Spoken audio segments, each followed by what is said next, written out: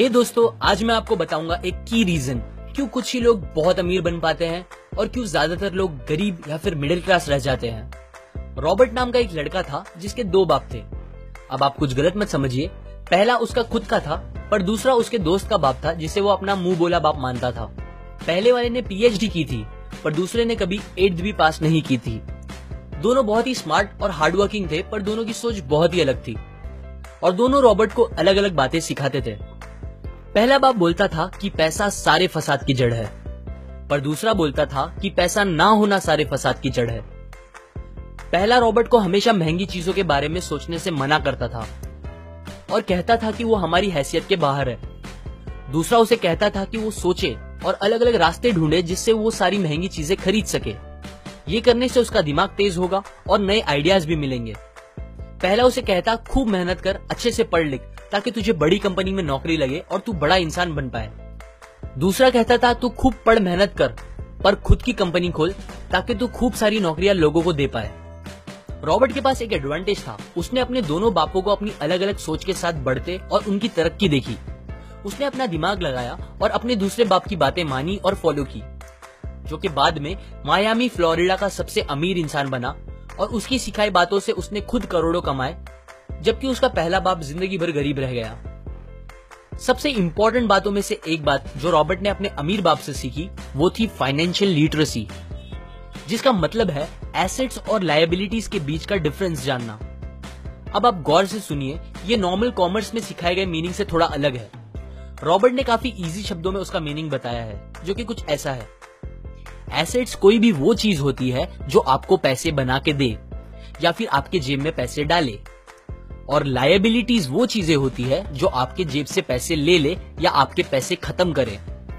अमीर लोग इसीलिए अमीर होते हैं बिकॉज वो अपने एसेट्स बनाते हैं, जबकि मिडिल क्लास लोग बस लायबिलिटीज पे खर्च करते हैं। मिसाल के तौर पर रमेश और सुरेश नाम के दो दोस्त थे। दोनों सेम पोजीशन और सेम सैलरी पे काम करते थे। जब भी उन्हें सैलरी मिलती, रमेश अपनी सैलरी से नए कपड़े, नए गैजेट्स, नया फोन, बाइक या कार ऐसी चीजें खरीदता था जो उसे अमीर जैसा फील कराती थी। पर वो ये नहीं समझता था कि ये सारी चीजें लायबिलिटीज है जो उसके पैसे उससे ले रही है, ना कि बस जब वो उन्हें खरीदता है तब, बल्कि आगे भी मेंटेनेंस वगैरह के लिए, जिसकी वैल्यू वक्त के साथ कम हो जाएगी और ना ही वो उससे आगे कुछ पैसों का प्रॉफिट देगी। बट सुरेश ऐसा नहीं था। वो ये सारी चीजें नहीं खरीदता था जब तक कि उसके लिए बहुत जरूरी ना हो वो चीज खरीदना। वो पैसे जमा करता था और एसेट्स पे खर्च करता था, जैसे कि स्टॉक्स, बॉन्ड्स, रियल एस्टेट, अपनी खुद की स्किल्स बढ़ाने के लिए या कुछ सीखने के लिए जो उसे आगे और पैसे बना के दे। 2 साल बाद सुरेश करोड़पति बन गया, जबकि रमेश वैसे का वैसा अपनी कम सैलरी को कोसता रह गया और कहता था कम सैलरी उसके मिडिल क्लास होने का रीजन है। एक गरीब इंसान का कैश फ्लो कुछ इस तरह होता है। उसे पैसे मिलते हैं और फिर वो पैसे उसकी जरूरी खर्चों में खत्म हो जाते हैं। एक मिडिल क्लास का कैश फ्लो थोड़ा सा अलग होता है। उसे पैसे मिलते हैं, वो पैसे जरूरी खर्चों और लायबिलिटीज में खत्म कर देता है। इसीलिए मिडिल क्लास और गरीब में ज्यादा फर्क नहीं है। मोस्टली मिडिल क्लास लोगों को लगता है उनका घर उनका एसेट है, पर ऐसा नहीं है। आपका घर आपको पैसे बना के नहीं देता अनलेस आप उसको भाड़े पे दो, जबकि अमीर लोगों का कैश फ्लो ऐसा होता है। उन्हें पैसे मिलते हैं, वो उस पैसों से अपने एसेट्स बनाते हैं पहले और फिर उससे बने पैसों से खर्चा करते हैं। इसीलिए वो अमीर होते जाते हैं क्योंकि उनके इनकम के सोर्स बढ़ते जाते हैं।